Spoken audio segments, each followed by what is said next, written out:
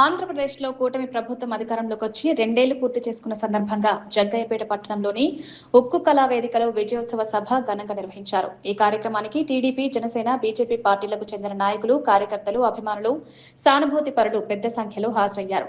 సభకు ముఖ్య అతిథిగా హాజరైన KDCC bank chairman Nettam Shri Raghuram మాట్లాడుతూ కూటమి ప్రభుత్వం ప్రజలకిచ్చిన హామీల అమలులో ముందుకు సాగుతోందన్నారు. రాష్ట్ర అభివృద్ధి, సంక్షేమ కార్యక్రమాల అమలులో ప్రభుత్వం కృషి చేస్తోందని తెలిపారు. 2 సంవత్సరాల ఎన్డీఏ కూటమి పరిపాలన.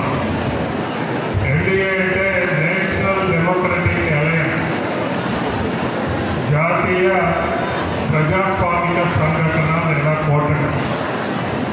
ఈ కూటమి ఈ రాష్ట్రమే కాదు, భారతదేశ వ్యాప్తంగా ఈ రోజున దాదాపు 24 రాష్ట్రాల్లో పరిపాలన చేస్తాం.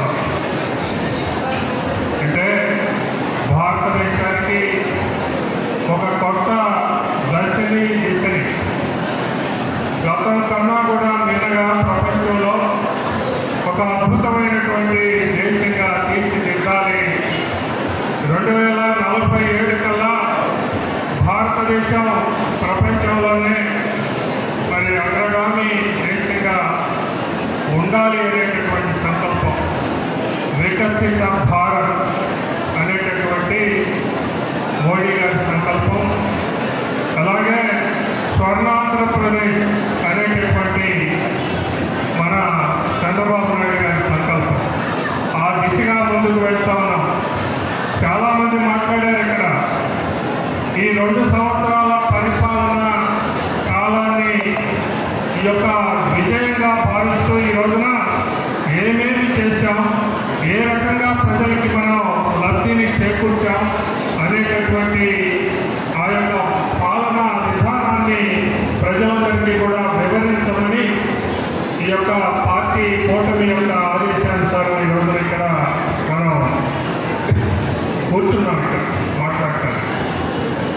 చాలామంది మనందరికీ కూడా అనుభవం ఈ 2 సంవత్సరాలు ఎలా అంటే ప్రత్యక్షంగా చూస్తా ఉన్నాం. ఇప్పుడు ఏంటి, కూటమి అధికారంలోకి రావడమే తడవగా చంద్రబాబు నాయుడు గారు ఏమేమి సంతకం పెట్టారు, అప్పటి నుంచి ఇప్పుడు దాకా ఏమేమి జరిగినాయి అనేది చాలామంది ఇక్కడ మాట్లాడారు.